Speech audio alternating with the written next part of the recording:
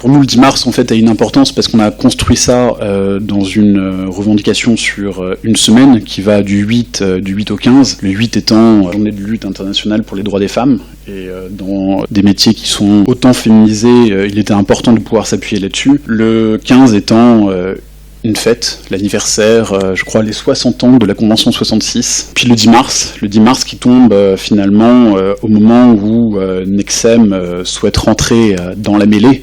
Et donc on se dit, bah tiens, on va aussi participer, mais à notre niveau. Pour nous, le 10 mars, en fait, c'est une alerte.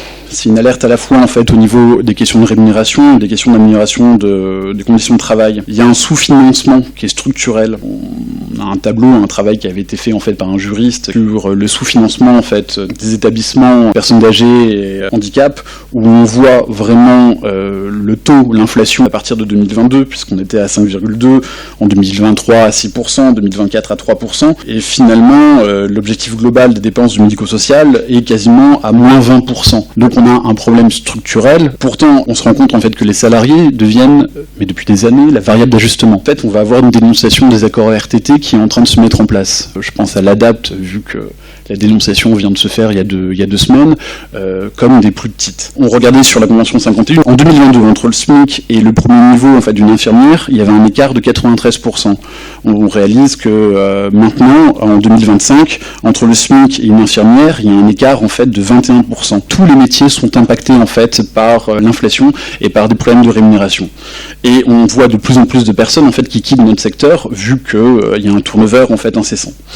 Pour ça, nous, la CGT, on avait travaillé, notamment avec l'IRES, sur la construction d'un modèle d'investissement dans notre secteur. Aussi bien en fait sur la nécessité d'augmenter le nombre de postes que la nécessité en fait d'augmenter les salaires.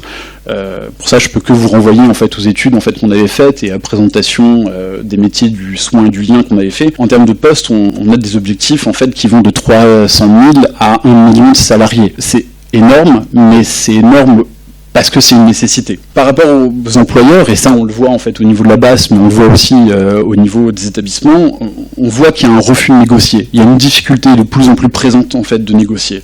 On le voit là spécifiquement au niveau de la base sur le problème du calendrier, où on est passé d'une réunion en fait toutes les 3 semaines à finalement 9 réunions sur l'année, et une volonté de ne pas travailler conjointement et collectivement sur des questions de classification et rémunération.